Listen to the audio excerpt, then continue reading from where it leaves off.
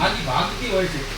ગમગમંત ગોગરી પાય ન ઉરી રણ રણ દમદમંત ડાકલી તાલ તાલી બાજે રંગ અને પાય સિંહ ગલ અડે ચક્ર જળ હલે 14 અને મળે કરોડ 33 ઉદો ચોરી અંત અણદહ અદભૂત રૂપ સગતે યકલ અને પ્રેત દૂત પાલંતીએ કહ ગહે વાળ જમરૂ કહગ અને મહામાયા આવંતી માં તો આ રીતે આવ તમને ઈ પસંદ છે એની આજના ઈશદાજી કવિ કાગ બાપુ આ તો અદભૂત કવિ છે.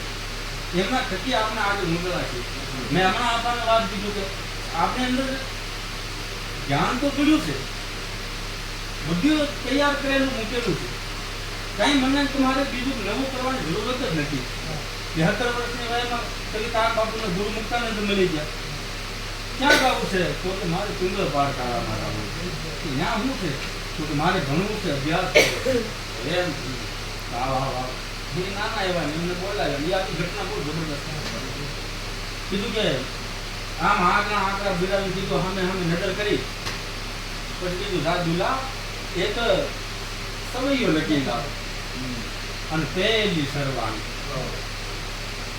હા, એ પહેલી સરવાણી કે દોડક હે મરદ ઢૂંઢક જંગલ બંધ સુગંધ કહા બન વાસે અરે જાનક ના મન નાપી में है बद અને તુહી વિચારી મન મરદ ત્રાસે અરે તું ચા નરસટ જાય હરિ ખોજક બ્રહ્મ થકી કી જાણને ભાષે તો કવિ કાગ કહે ગુરુ એ મુક્તાનંદ આપ હી આગ જ્ઞાન બતાશે. માત્ર ખાલી જે પડતો છે એને અળગો કરવાનો. બાકી તો જગદંબાઈ આપણને આપેલું છે. કાંઈ નવું કર્યા જેવું નથી. ઈનું ઈ છે 52 ફૂલડાના બાગ.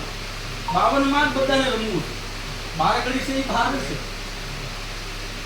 પછી ગમે એ જગદંબા તો માં હમણાં અમે આપણને વાત કરતા હતા કે જેનો સ્વભાવ છે તો કાગ બાપુને બહુ છે.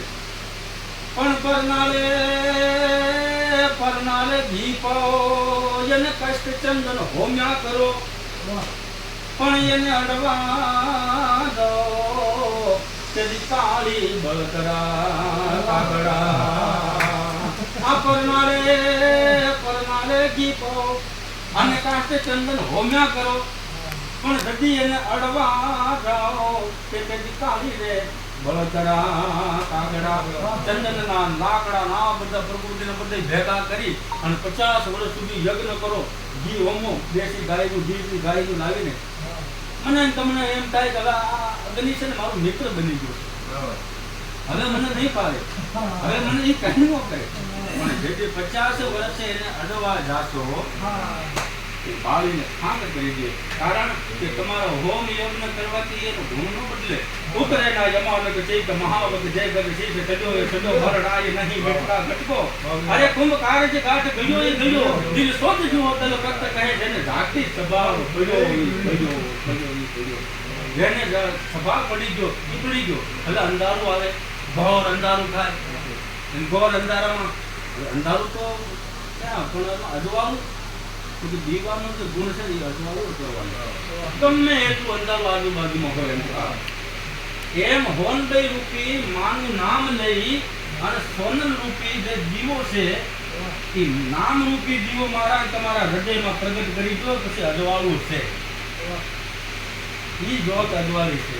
પશુ ઘરેના બાળવા વળકો ધીરો વિસ્તાર આ હરા કરી હતી હોનભાઈ હાલમાં ઘડે અવતાર. દીવો કોઈ ઈ નહીં ચાલુ. હા, અરે રાસ રમતી સોકે સોનલ માનું કુમકુમ ખરીદાર અને ઈ રજ ઉડી અને ભાણસોર પૂગી ત્યાં તો કંકુ કેસર જોગ ચારણો ને અખંડ છે. જોગમાં આવું આપણા કુલમાં અનેક આવી છે. ઘણું બધું